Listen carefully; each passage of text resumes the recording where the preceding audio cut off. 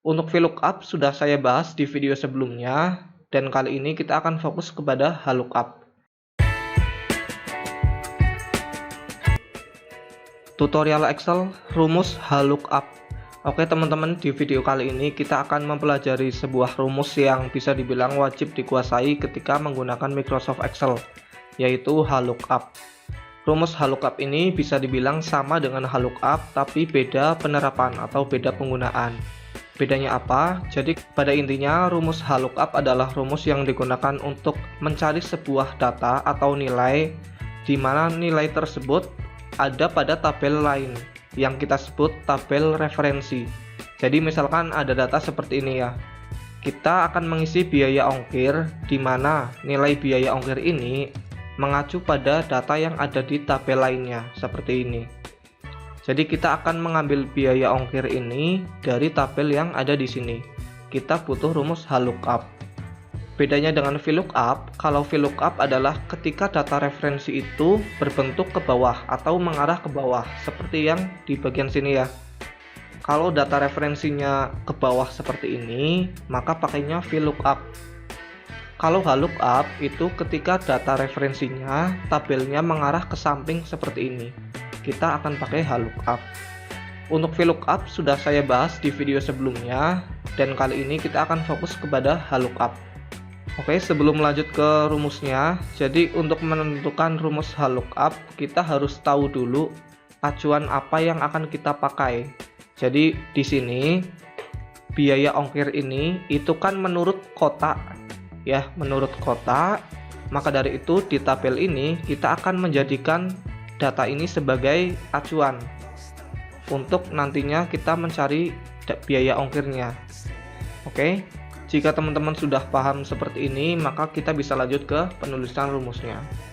Sama dengan HLOOKUP kurung buka, kemudian kita blok data yang ingin menjadi acuan, data di tabel ini ya, yang akan menjadi acuan tadi ya, tujuan pengiriman, titik koma, table array, yaitu tabel referensinya. Kita langsung masuk ke lembar yang tadi, lalu blok semua data tabel referensinya. Setelah itu jangan lupa tekan F4 di keyboard untuk mengunci rumus. Titik koma lagi, karena kita ingin mencari biaya ongkir ini kan ada di baris kedua. Ini baris pertama, ini baris kedua. Maka dari itu di sini diketikkan 2. Titik koma lagi 0.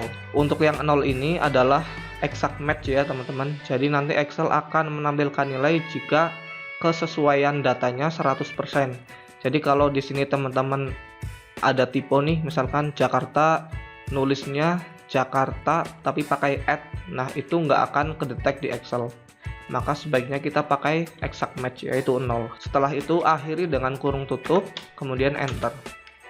Maka nanti biayanya akan otomatis muncul di sini. Kemudian tinggal kita blok sampai bawah seperti ini, maka akan tampil nilainya. Kita rubah dulu formatnya ya ke currency RP. Kita coba tes apakah sesuai. Bandung 20.000 harusnya sesuai ya.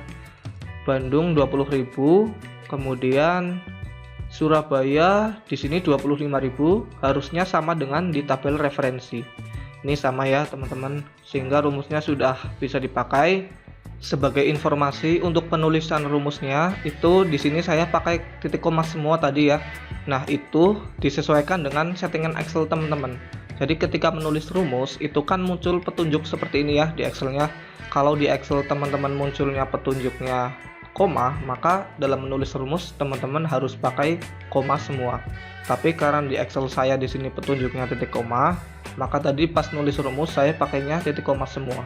Itu memang tergantung settingan Excel masing-masing ya.